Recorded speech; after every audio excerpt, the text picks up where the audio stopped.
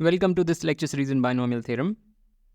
Hyper geometric series पर discussion continue करेंगे और 3 लेक्चर हम इस पे देख चुके हैं। पहले लेक्चर में हमने कुछ इस तरह की सीरीज़ देखी, दूसरे में थोड़ी सी ज़्यादा एडवांस्ड और तीसरे में उससे भी ज़्यादा एडवांस्ड। बहुत सारे और वेरिएशंस देखे थे, पर मेनली इस तरीके से मैं समराइज़ कर रहा हूँ।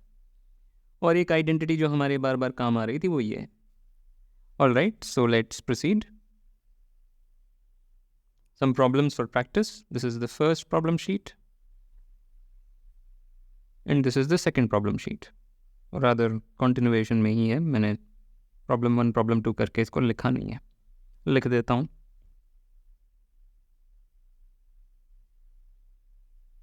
ओके, तो जो मेन लेमा या थ्योरम हमें आज समझना है वो है वैन डर मोंडे आइडेंटिटी। मुझे नहीं पता इसे मोंडे बोलते हैं या मोंड बोलते हैं, तो anyway this is the main lemma. क्या बोल रहा है कि अगर हमारे पास पॉजिटिव इंटीजर्स हैं m और n और कोई नॉन नेगेटिव इंटीजर है k, तो ये जो सम है, इस तरह के सम हमने अभी तक नहीं देखे जिसमें 2 बाइनोमियल कोएफिशिएंट्स मल्टीप्लाई हुए हों। तो ये जो सम है, this is actually a very simple binomial coefficient. ठीक है, तो इसमें सबसे पहले एक कन्वेंशन हमें बताना होगा कि n choose r is 0 if r exceeds n। बड़ा ही सिंपल सा कन्वेंशन है। n ऑब्जेक्ट्स में से अगर r ऑब्जेक्ट चुनने हैं जिसमें r n से बड़ा हो गया तो कितने तरीके हैं? 0 तरीके, चुन ही नहीं सकते। तो ये कन्वेंशन बहुत नेचुरल है। ठीक है, तो उस कन्वेंशन के अंडर हम ये लिख रहे हैं क्योंकि इट इज़ पॉसिबल कि r जो है m से कहीं पे बड़ा हो जाए। राइट, अगर k बहुत बड़ा है तो r कैन एक्सीड m, तो कोई बात नहीं, उन सारे के लिए ये सब 0 है, तो उसके बियॉन्ड ये पूरी चीज़ 0 हो जाएगी। सो रिगार्डलेस, मतलब चाहे k छोटा है बड़ा है कुछ भी है, जस्ट नॉन नेगेटिव है अगर, तो ये एक्चुअली ट्रू है। So why is that? और इसका हम कॉम्बिनेटोरियल प्रूफ देखेंगे। अगले लेक्चर में शायद हम एक और प्रूफ देखें, पर अभी हम केवल कॉम्बिनेटोरियल प्रूफ देखेंगे। तो इमेजिन करें कि हमारे पास m बॉयज़ और n गर्ल्स हैं। तो m बॉयज़ और n गर्ल्स, और हमें एक टीम बनानी है k प्लेयर्स की। ये सब स्पोर्ट्समैन हैं, क्रिकेटर्स लेट से। Form a team of k players. Team में ऐसा कुछ नहीं है कि कितने लड़के होने चाहिए या कितनी लड़कियां होनी चाहिए, केवल एक कंस्ट्रेंट है कि k, टोटल टीम में जो प्लेयर्स होने चाहिए वो k होने चाहिए। तो या तो 0 लड़के होंगे और k लड़कियां होंगी, या 1 लड़का होगा और k-1 लड़कियां होंगी, and so on and so on. तो जब 0 लड़के चुने गए तो इतने तरीके, और फिर बच्चे जो k प्लेयर्स हैं, अब एक भी लड़का नहीं चुना गया तो सारी की सारी जो प्लेयर्स हैं वो लड़कियां हैं, और उन्हें चुनने के n चूज़ के तरीके। अगर एक लड़के को चुन लिया तो वो इतने तरह से चुना जा सकता है। अब हमें k-1 प्लेयर्स चुनने हैं लड़कियों में से, तो इतने तरीके हैं, एंड सो ऑन। तो ये जो सम है ये लेफ्ट साइड ही है। तो left side is the total number of teams that can be formed. पर डायरेक्टली हम टोटल नंबर ऑफ टीम्स लिख सकते थे। हमारे पास टोटल खिलाड़ी कितने हैं? m+n। k लोगों की टीम बनानी है तो इनमें से k खिलाड़ी चुनने हैं, तो m+n is the answer to this question. m+n choose k is the answer to this question. तो दैट्स इट। बड़ा ही सीधा सा सरल सा प्रूफ है इसका, और कुछ नहीं। ठीक है, तो this is Vandermonde identity, this will be very useful. तो इसमें बस देखने वाली बात है कि ये जो दोनों नंबर्स यहाँ पे, ये ऐड अप टू k, ये कांस्टेंट रह रहा है। r वेरी करने पर ये कांस्टेंट रह रहा है। ऊपर वाली जो दोनों चीज़ें फिक्स्ड हैं और ये ऐड करने पे कांस्टेंट रह रहा है। बस यहीं से आइडिया मिल जाता है कि Vandermonde identity is in play. Okay, तो कोरोलरी इसमें क्या हो रहा है कि इनका सम कांस्टेंट नहीं रह रहा है, पर हम उसे ज़बरदस्ती कांस्टेंट बना देंगे। तो कन्वेंशन हमारा वो पुराना वाला ही चलेगा कि n choose r is 0 if r is greater than n, ये है। तो उसके साथ अगर एम और एन पॉजिटिव इंटीजर्स हैं तो ये जो इसका जो सम है over r going from 0 to n is m plus n choose N.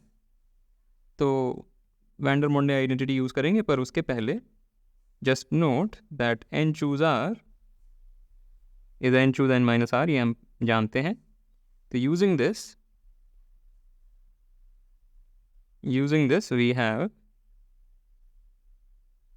we have that the LHS is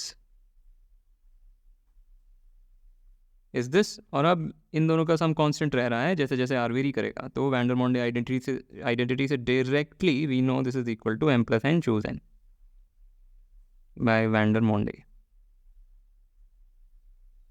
okay, very simple.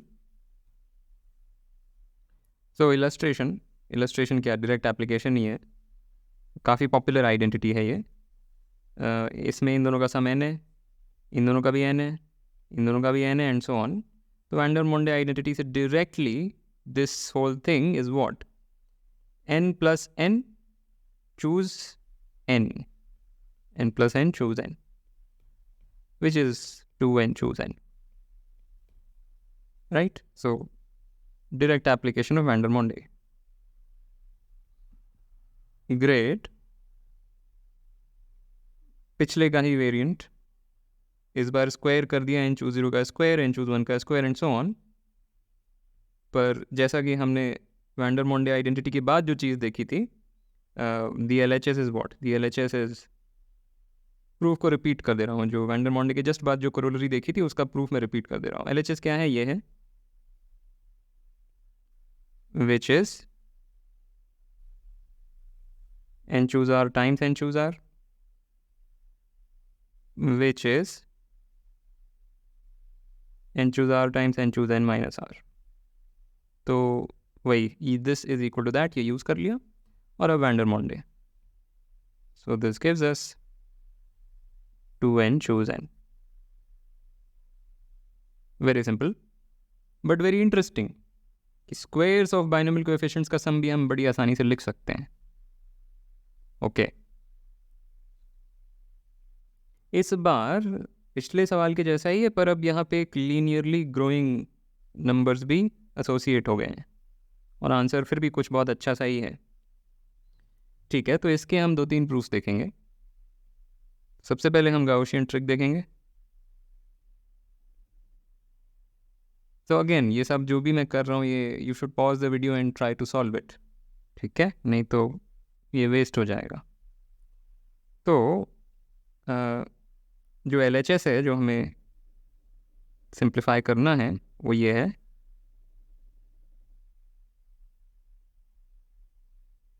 This is call it L for left.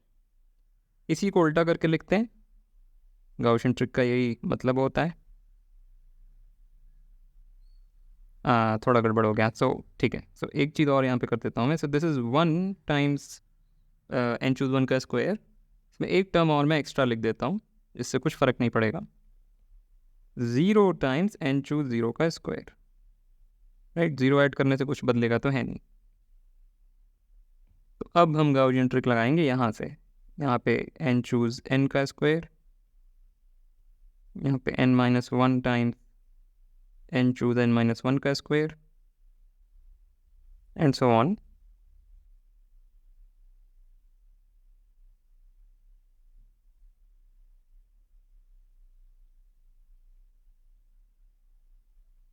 पर n choose n is same as n choose 0, n choose n minus 1 is same as n choose 1, तो इसको मैं थोड़ा D highlight कर देता हूँ,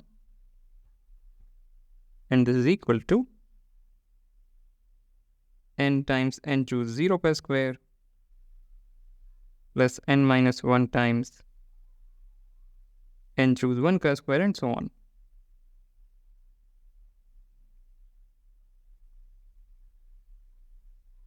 this is equal to l, so 2l अगर हम इसको ऐड करें तो कॉलम वाइज ऐड करेंगे तो हमें मिलेगा n टाइम्स n choose 0 का स्क्वायर प्लस n टाइम्स n choose 1 का स्क्वायर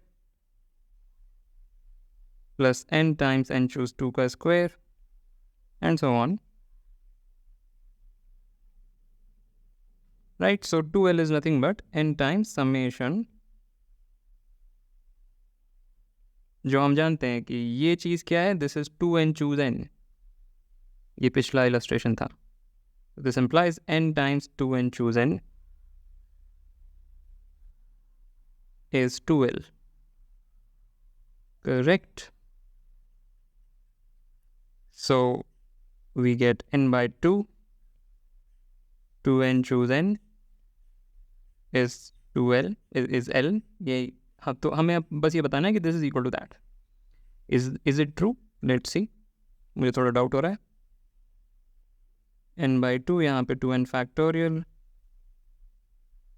यहाँ पे n फैक्टोरियल, n फैक्टोरियल. तो एक तो ये कैंसिल होकर n माइनस 1 फैक्टोरियल दे देगा, और न्यूमरेटर में क्योंकि हमें 2n माइनस 1 फैक्टोरियल चाहिए तो न्यूमरेटर को ऐसे लिख देते हैं 2n minus 1 factorial into 2n, और डिनोमिनेटर में एक तो n माइनस 1 फैक्टोरियल कम से कम आया, एक 2 बैठा ही हुआ है, और एक n फैक्टोरियल है. Right, just verify that this is equal to that. और ये 2 इससे कैंसिल कर लेते हैं, तो इसको उड़ा ही देता हूँ, और ये कैंसिल होकर n माइनस 1 फैक्टोरियल दे देगा. तो मैच कर रहा है. This is indeed equal to that. Great. तो एनीवे, गाउशियन ट्रिक बोलते ही ये अपने आप हो जाना चाहिए था. और प्रूफ देखते हैं इसके. तो अगला इज कॉम्बिनेटोरियल. तो इसमें क्या है कि हमारे पास n बॉयज़ हैं और n गर्ल्स हैं, और हमें n प्लेयर्स की टीम बनानी है. Form a team of n players and choose a boy captain. तो हमें टीम बनानी है n प्लेयर्स की, और उसमें कंस्ट्रेंट है कि जो उसमें उस टीम का एक कैप्टन हमें नियोजित करना है, और कैप्टन बॉय होना चाहिए, कैप्टन एक लड़का होना चाहिए. ये हमारे पास कंस्ट्रेंट है. तो कम से कम एक लड़के को तो चुनना ही पड़ेगा, क्योंकि कैप्टन को लड़का ही होना है, तो एक लड़के को तो चुनना ही पड़ेगा. तो या तो टीम में एग्जैक्टली एक लड़का होगा और उसको ही कैप्टन नियोजित कर देंगे. तो वो कितने तरह से हुआ, n चूज़ 1, वो लड़का चुन लिया और उनमें से 1 चूज़ 1 तरीके से एक कैप्टन चुन लिया, और फिर बच्चे जो जो n गर्ल्स हैं उनमें से बचे हुए n माइनस 1 प्लेयर्स को चुन लिया. तो this is one way to form a team of n players with 1 boy captain. या तो 2 लड़कों की टीम बनेगी, n चूज़ 2 तरीके से 2 लड़के चुन लिए, फिर 2 चूज़ 1 तरीके से एक कैप्टन चुन लिया, और फिर n माइनस 2 प्लेयर्स जो हैं वो n लड़कियों में से इस तरीके से चुने जा सकते हैं. And so on. This is how it will go. इस तरह की बातें हम पहले कर चुके हैं, तो बहुत समय नहीं बता रहा हूँ. सो this is the total number of teams. But ये है क्या, दिस इज नथिंग बट जो LHS वहाँ लिखा हुआ है. दिस इज n चूज़ 1 का square, this is n choose 2 का square, this is n choose 3 का square, and so on. And this is 1, this is 2, this is 3, and so on. तो ये वही चीज़ है जो हमें सिंप्लीफाई करनी थी सवाल में. राइट. तो ये तो हो गया लेफ्ट साइड. अब इसी चीज़ को क्या हम डायरेक्टली काउंट कर सकते हैं? वेल, हमें n प्लेयर्स की टीम बनानी है जिसमें से एक बॉय कैप्टन होना चाहिए. तो पहले ही एक कैप्टन को चुन लेते हैं. इसमें से एक प्लेयर चुन लेते हैं जिसको हम कैप्टन बोल देंगे कि वो कैप्टन हो गया. तो वो हम n चूज़ 1 तरीके से कर सकते हैं. अब हमारे पास n माइनस बॉयज़ बचे हैं और n गर्ल्स बची हैं, और हमें n माइनस 1 और प्लेयर्स चुनने हैं. तो ये तो हमारा कैप्टन हो ही गया, और 2n माइनस 1 जो प्लेयर्स बचे हैं जिसमें कि n माइनस 1 बॉयज़ हैं और n लड़कियां हैं. तो 2n माइनस 1 में से हमें n माइनस 1 लोग चुनने हैं. तो इतने तरीके से चुन सकते हैं, और ये टीम बन गई. ठीक है, हमें एक बॉय कैप्टन चाहिए था, तो वो हमने पहले ही चुन लिया. जो सबसे पहला प्लेयर हमने चुना उसी को कैप्टन बोल दिया. अब बचे n माइनस 1 बॉयज़ और n गर्ल्स, और इनमें से हमें टोटल n माइनस 1 और प्लेयर चुनने हैं, क्योंकि एक प्लेयर तो चुना जा चुका है. बस यही है. तो this is the total number of ways, और देखते हैं ये मैच कर रहा है क्या. So this is n times 2n minus 1 factorial n minus 1 factorial, n factorial, and indeed this is equal to this divided by n minus 1 factorial का square. So that's the combinatorial proof. और इसी चीज़ का एक variant, जो combinatorial proof है उसी का एक variant, just use r into n choose r is n into n minus 1 choose r minus 1. So using this, the LHS is what? LHS हमें क्या दिया हुआ है?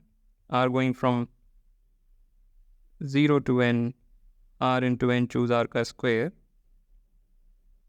which is equal to this, which is equal to r को 1 से ही शुरुआत कर लेते हैं, क्योंकि फ़र्क नहीं पड़ता, r is equal to 0 पे तो वो टर्म ही 0 था. So this is going from 1 to n, और यहाँ पे n times n minus 1 choose r minus 1. Right, इस चीज़ को बस ये लिख दिया जैसा कि यहाँ पे स्टेट किया था. अब इन दोनों का सम कांस्टेंट नहीं रह रहा है, पर उन्हें हम ज़बरदस्ती कांस्टेंट बना सकते हैं by the usual trick. Right, this is equal to that.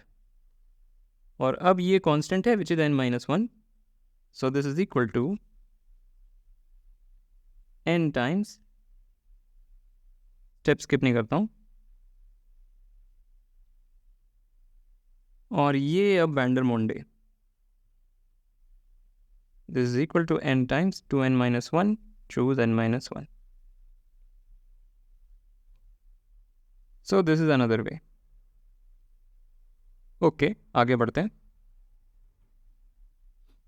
तो ये JEE 2002 का एक सवाल कि ये जो सम है क्लियरली वैंडरमोंडे सम है, जिसमें हमारा पुराना कन्वेंशन, ये कब मैक्सिमम है, m की किस वैल्यू के लिए सबसे बड़ा है. तो सोल्यूशन में सीधे वैंडरमोंडे लगाया. हमको पता है कि जो सम लिखा हुआ है bye वैंडरमोंडे is 10 plus 20 choose m, right? Immediate from Vandermonde, which is 30 choose m, correct? और ये कब सबसे बड़ा होगा, m की किस वैल्यू के लिए ये मैक्सिमाइज होगा? Half of this, so m is equal to 15. That's it, very simple. फिर JEE एडवांस का एक सवाल, for r going from 0 to 10 हमने 3 चीज़ें डिफाइन करी, AR, BR और CR. AR क्या है? x to the power r का coefficient in the expansion of this. BR x to the power r का coefficient in the expansion of this. और CR is the x to the power r का coefficient in the expansion of this. 3 चीज़ें define हो गई. तो हमें पता है कि AR, BR, CR क्या हैं. They are n choose r, या I mean AR is 10 choose r, BR is 20 choose r, CR is 30 choose r. और फिर ये एक सम है, हमें इसकी वैल्यू बतानी है. तो very simple, again try to solve this yourself, pause the video and solve this yourself. तो हमें पता है कि AR is 10 choose r, BR is 20 choose r, CR is 30 choose r. तो जो लिखा हुआ है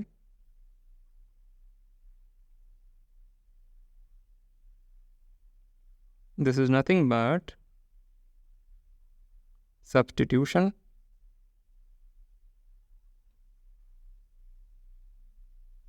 correct, which is equal to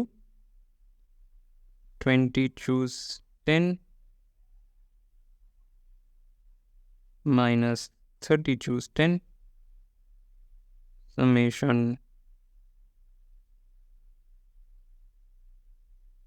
ये चीज़ लिखी हुई है. ओके, पर इसको हम वैंडरमोंडे से कर सकते हैं और इसको हम वैंडरमोंडे से कर सकते हैं. थोड़ा सा एडजस्टमेंट लगेगा क्योंकि यहाँ पे R1 से शुरू हो रहा है. ठीक है, तो सबसे पहले ये इन दोनों का सम कांस्टेंट नहीं है, तो यहाँ पे मैं थोड़ा सा एडजस्टमेंट कर देता हूँ. This thing can be written as 20 choose 20 minus R, और सिमिलरली यहाँ पे तो एक step extra 20 choose 10 summation are going from 1 to 10.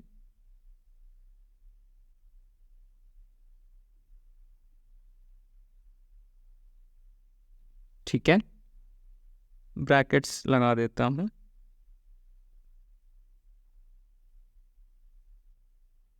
Okay, पर ये मैंडर मोंडे से कर सकते हैं बाय स्लाइट एडजस्टमेंट. हमें यहाँ पे एक r इज इक्वल टू 0 के लिए एडजस्ट करना पड़ेगा. तो दिस इज़ नथिंग बट, मैं थोड़ा वन शॉट में लिखने की कोशिश करता हूँ, होपफुली समझ में आ जाएगा.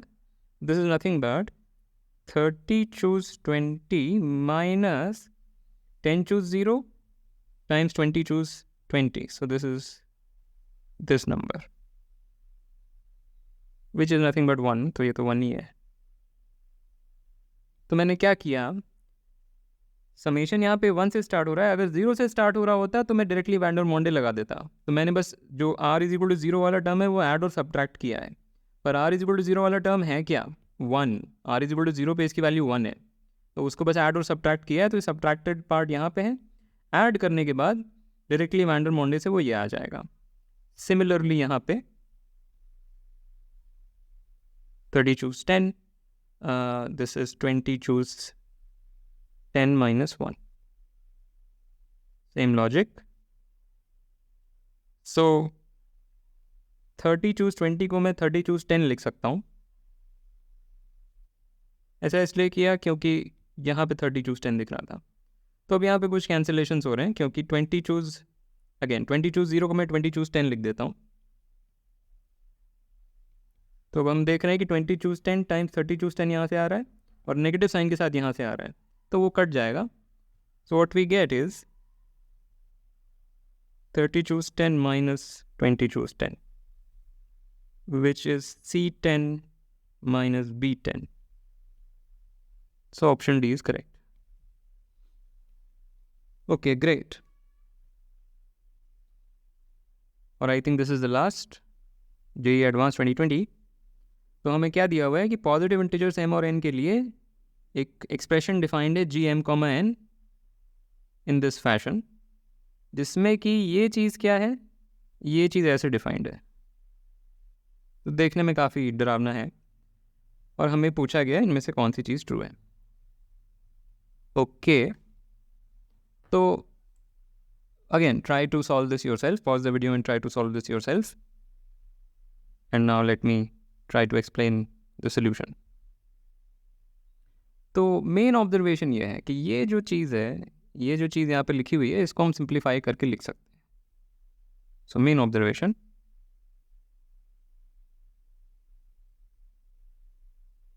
n plus I choose p times p plus n choose p minus I. This is equal to p plus n choose p times n choose p minus I. तो क्यों है ऐसा? Reason is direct formula use करेंगे. This is n plus I factorial divided by p factorial times this and this times right, जिसमें कि clearly ये cancel हो गया. तो मैंने क्या किया, मैंने बस अभी इसकी वैल्यू लिख दिया फॉर्मूला यूज़ करके. तो ये कैंसिल, ऑल राइट. और p प्लस एन फैक्टोरियल दिख रहा है और एक p फैक्टोरियल दिख रहा है, पर मुझको ये चाहिए. तो n फैक्टोरियल के लिए मुझे एडजस्ट करना पड़ेगा. तो ऊपर नीचे n फैक्टोरियल से मल्टीप्लाई डिवाइड कर देते हैं. तो n फैक्टोरियल ऊपर और n फैक्टोरियल नीचे. सो अब ये और ये मिल करके p plus n choose n दे देगा, और जो बचा हुआ है वो n choose p minus i दे देगा. तो यहाँ मैंने नोटेशनल थोड़ा सा झोल कर दिया. I mean this was fine, but let me write it in the usual notation. p plus n choose n times n choose p minus I. तो again this along with that gives me p plus n choose n, and this along with that gives me this. So that proves this observation, and therefore thus f of m comma n comma p is this times p plus n choose n times n choose p minus i। तो इसमें फ़ायदा बस ये हुआ कि यहाँ पे अब i का वेरिएशन नहीं है, तो ये हम बाहर निकाल सकते हैं। So this is equal to p plus n choose n summation, and now this is van der Monde, this is direct van der Monde, this is equal to ये चीज़ आ गई। So this is f of m n comma p. तो ये expression यहाँ पे substitute करेंगे तो क्या मिलेगा, पेज लेना पड़ जाएगा एक्स्ट्रा। तो ये जो अभी मिला हमें कि f of n m comma n comma p is this, वो यहाँ पे सब्स्टिट्यूट करेंगे तो व्हाट डू वी गेट,